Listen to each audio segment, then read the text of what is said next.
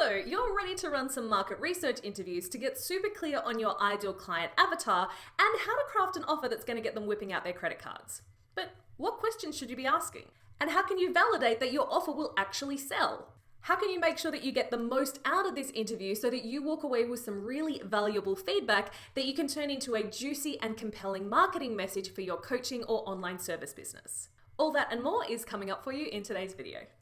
If you're new to my channel, my name is Melinda Kitto, but you can call me Mel, and every week I share a new video that is chock-a-block full of marketing and messaging tips to help you stand out online and sell your offers with ease. So if that feels like the kind of help that you need, make sure that you subscribe and hit that bell to be notified when I upload a new video every single week. So last week I shared a video with all of my tips to help you actually book these market research or client avatar interviews. So if you want to check that video out, I'm going to link to it right up here, and I'll also pop a link in the description below. But that video is going to teach you how to actually get people to say yes to jumping on the phone with you and how to get them to actually be excited to help you out. Now we need to know what questions you need to ask in order to get the most value out of that interview time, and what questions you need to ask to really help shape your marketing message. But there are some really important tricks that you need to make sure that you incorporate into your interview to make sure that you are kind of squeezing the metaphorical juice out of your time with this person. So make sure that you stick around to the end of the video where I'm going to share some of those tricks. Now, I believe that there are 3 really important times when you should be conducting more formal market research in your business. First of all, when you're actually developing your offer, aka pre-sale. Number 2 is immediately upon purchase. And number 3 is when they actually finish working with you. The research that you conduct before you start selling your offer is really going to help you to gauge whether your offer is going to hit the mark. It's going to help you to gauge where you should be actually positioning your offer in order for it to attract the right people and compel them to take action. And it's going to tell you whether you need to add anything or remove anything to really make this offer a hell yes for your audience. So that kind of research is really crucial to avoid you pouring a whole lot of time, effort, and money into developing something that your audience might not even want. But then when they do start buying, particularly if you're offering a beta version of your program, it is super important to start gathering feedback as soon after that purchase as possible. They've just said yes to you. So while it's still fresh in their mind, we want to understand what actually pushed them over the line. What made them choose this program over any alternative? What do they feel nervous about as they start moving into this program? And what are they really hoping to achieve by the end of it? This feedback is really critical because it is coming out of the mouth of somebody who has literally just reached into their pocket and invested in a solution. There are a lot of people who say they want something, but when it comes to the crunch, they just don't take action. So getting feedback from somebody who actually did take action will help you to differentiate what part of your messaging actually helped them to say yes. And of course, getting feedback at the conclusion of your work together is super important too. What did they love about it? What would they have liked to be done differently? What would they have added to the program or maybe removed? What parts did they find to be the most valuable, or where did they get stuck? Those kind of questions will really help you to gauge whether you need to make any tweaks to your program or the way it's delivered, or whether you might need to simply provide a bit more extra support in certain areas. And of course, asking them about their results at the end of working with you is going to help you to collect really fantastic testimonials that you can then go on to use in your marketing. And I've put together some tips in this video here to help make sure that you get testimonials that are absolutely amazing. However, I need to give you a little word of caution here. Be careful not to let the feedback that you get at the conclusion of your program to overly influence the messaging that you use to actually attract people to it. And here's why. The feedback that you get at the end of your program is coming from people who have already experienced the transformation that you provide, meaning they are no longer in the place that they were at the start of that program. So you might get feedback from somebody who says, well, I came to the program wanting this, but what I actually got was this. I never expected to get that kind of result. And actually that is way more than what I was expecting. And you might think, that person really loved that. Maybe I should start talking about that in my marketing. And I would really caution you there, because even though that benefit was absolutely amazing for that person, that is not what they were looking for when they actually purchased. You have probably helped them to solve an unconscious problem that they didn't realize they had. But if it's an unconscious problem, a potential buyer isn't looking for a solution to a problem that they don't know that they have. So you need to use the feedback that you get at the end of your program to help to shape the program itself and the way that you deliver it, and of course to gather testimonials. But the research that should actually shape your marketing and your messaging is the feedback that you gather either before people purchase or immediately after they purchase. Because those are the people who are in the same mental or physical state that your potential buyers are likely to be as well. So their feedback is what's actually going to help you to attract more people just like them. So obviously there's a few different types of interviews that you might need to conduct there, but to keep things simple for this video, I want to focus on the types of questions that you need to ask in a market research interview that you conduct before somebody becomes a client.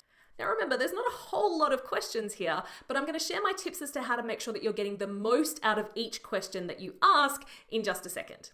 Now you can break these questions down into two main categories. First of all, the questions that you would ask to get really clear on your ideal client and what's going on for them.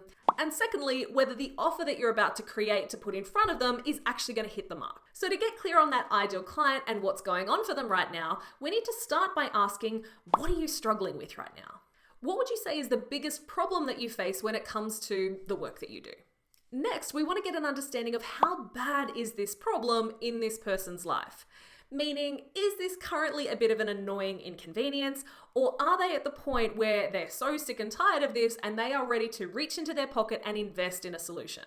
Next, we want to get an understanding of what they want their life to look like instead. If they could wave that magic wand, what would they change? What results or experiences would they want to have instead?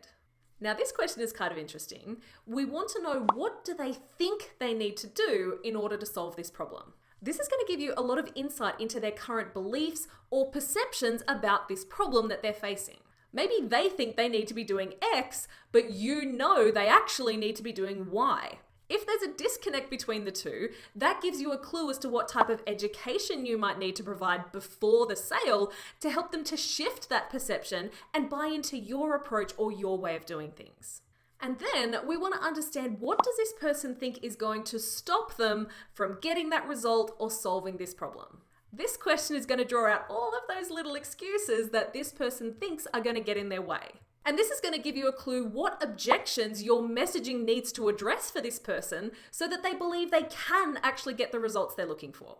And now that you've got a clearer understanding of where this person is right now, where they wish they could be instead, and what they think is going to stop them, now you can start to ask more specific questions about the offer you're planning to put together to actually help them with that. So now you can start to ask questions like, so what kind of support do you feel like you need in order to get this problem solved? If there was an offer like this, do you feel like that would help you achieve your goals? Remember, they might not actually know what is going to help them here, so you might need to prompt a little bit here and give them some suggestions which they can then agree with or disagree with. Ask them to rate the importance of the inclusions that you're planning of adding to your offer. And maybe that's to do with the actual structure of your program, whether that's one-on-one support or live calls, or maybe it's to do with the actual content, like the specific topics that you're thinking of adding. Let's say, for example, that you're a relationship coach, and maybe you're thinking about adding in a module about how to deal with a difficult mother-in-law. Get them to rate how much they would value that inclusion. Is that a must-have deal-breaker inclusion, meaning if it didn't have that, I would absolutely not buy it? Is it something they would find highly valuable? Is it something that would be nice to have, but not essential? Or is it something that they wouldn't be interested in at all? Ask them if there's anything else that they feel needs to be a must-have inclusion, the type of thing that if it wasn't there, they wouldn't be interested in purchasing. And then I want you to ask them, if they were considering joining a program just like the one that you're describing, what would they want or what would they expect to be able to walk away with at the end of it? What kind of results, what kind of outcomes, what kind of benefits would make them feel like they have just made an awesome investment? Now, you can see that list of questions isn't exhaustive, and you could probably add a whole lot more to that list. But I would really encourage you to focus on asking less questions, but getting much more depth out of each question that you ask. And what I mean by that is I really want to encourage you to dig beneath the surface here. I want you to get beyond that initial kind of face value answer that they might give you. Don't just take the first answer that they give you and think, oh well, tick, next question. We want to get to what's actually sitting underneath that, because that's where the gold for your messaging is really sitting. And I want to share those little tricks that I mentioned to help you squeeze as much value out of your time with this person and out of each question that you ask. So for each question that you ask, I want you to immediately follow it with at least one, preferably all, of these following questions. Why? What else? And when you say X, what does that look like to you? Why do you say that? Why is that important to you? Why do you think that would stop you? What else is holding you back? What else do you really want? When you say you want to be happier, what does that look like to you? When you say you want your husband to be more affectionate, what does that actually look like to you? What would it mean to you if he actually did that? And what else would you really like him to do? We want depth to these answers, right? I want you to get super curious. I want you to be super interested in exactly what's going on for this person, because that's what's going to allow you to develop a solution that will help them. In this video right here, I talk about how important it is to get beneath the surface when it comes to your marketing message in order to really be able to speak to the heart of this person. So if you check out that video, that's going to teach you how to actually start to use this information and turn it into a really compelling marketing message. To make this a little bit easier for you, I've actually listed what I believe are the most important questions to ask in the description below this video, so make sure that you check that out before your next market research interview. And I'd love to hear your thoughts too. So comment below and let me know what you think is the most powerful question that you can ask in a market research interview. And while you're down there, I'd love for you to hit that notification bell, because in next week's video, I'm going to be sharing some of my copywriting tips for your social media posts, so that you can actually utilize some of the information that you gather in these client avatar interviews and turn them into scroll-stopping social media posts that actually compel your audience to take action. So make sure that you're subscribed and hit that bell to be notified when that video goes live. And in the meantime, if you want some more marketing or messaging tips to help you stand out online, I've linked to a couple of videos right here that can help you with that. Thanks so much for watching, and I will see you in the next video. Do you want some attention? Do you want some attention? Oh, can you say hello to everybody? Hurry up and stop filming, Mum. He stares into my soul.